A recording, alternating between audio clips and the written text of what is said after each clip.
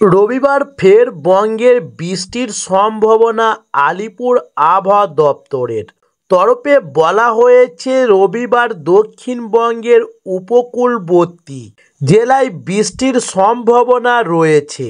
বজ্রবিদ্যুৎ সহ হালকা থেকে মাঝারি বৃষ্টির পূর্বাভাস দিয়েছে আলিপুর আবহাওয়া দপ্তর এবং বৃষ্টির সম্ভাবনা রয়েছে দক্ষিণবঙ্গের উপকূল ও সংলগ্ন 4 জেলাতে এবং উত্তরবঙ্গের পার্বত্য 3 জেলাতে। দক্ষিণবঙ্গে আন্দামান সাগর সংলগ্ন বঙ্গোপসাগরে ঘূর্ণিবর্তন তৈরি হচ্ছে, তবে দক্ষিণ আন্দামান সাগর সংলগ্ন বঙ্গোপসাগরে ঘূর্ণিবর্তন ঘনীভূত হচ্ছে। এই ঘূর্ণিবর্তন 24শে অক্টোবর গভীর নিম্নচাপে পরিণত হবে এবং উত্তর পশ্চিম দিকে এগোবে এবং আরও শক্তিশালী হওয়ার সম্ভাবনা থাকছে। তবে হাওয়া অফিসের তরফে বলা হয়েছে বৃষ্টির পরিমাণ বাড়বে 24 পরগনা ও পূর্ব মেদিনীপুর জেলায়। তবে সোমবার থেকে বুধবার উৎসবের মৌসুমের বৃষ্টির সম্ভাবনা নেই। উত্তরবঙ্গের দার্জিলিং, কালিম্পং কাল বজ্রবিদ্যুৎ সহ হালকা বৃষ্টির সম্ভাবনা রয়েছে।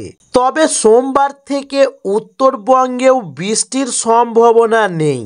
তবে 24শে অক্টোবর গভীর নিম্নচাপ বাড়বে, বৃষ্টির পরিমাণ থাকছে এবং পূর্বাভাসে বলা হয়েছে দক্ষিণবঙ্গের উপকূল সংলগ্ন উত্তর 24 পরগনা এবং পূর্ব মেদিনীপুর জেলাতে বজ্রবিদ্যুৎ সহ হালকা থেকে মাঝারি বৃষ্টি, কিছু কিছু অংশে পশ্চিম মেদিনীপুরেও হালকা বৃষ্টির সম্ভাবনা রয়েছে। তবে বাকি আর কোনো জেলাতে বৃষ্টির সম্ভাবনা না থাকলেও আংশিক মেঘলা আকাশের সম্ভাবনা থাকবে এবং সোমবারেও কোথাও কোথাও আংশিক মেঘলা আকাশ, বৃষ্টির সম্ভাবনা কমবে।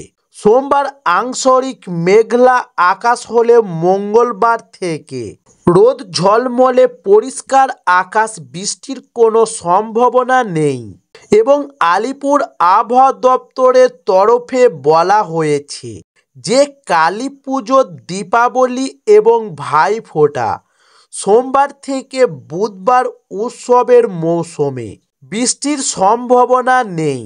তবে সোমবার সকালের দিকে আংশিক মেঘলা আকাশ, বাকি সময় রোদ ঝলমলে পরিষ্কার আকাশ থাকবে এবং কোথাও কোথাও সকালের দিকে সামান্য কুয়াশা হতে পারে এবং উত্তরবঙ্গের দার্জিলিং এবং কালিম্পং জেলাতে বজ্রবিদ্যুৎ সহ হালকা বৃষ্টির সম্ভাবনা থাকছে।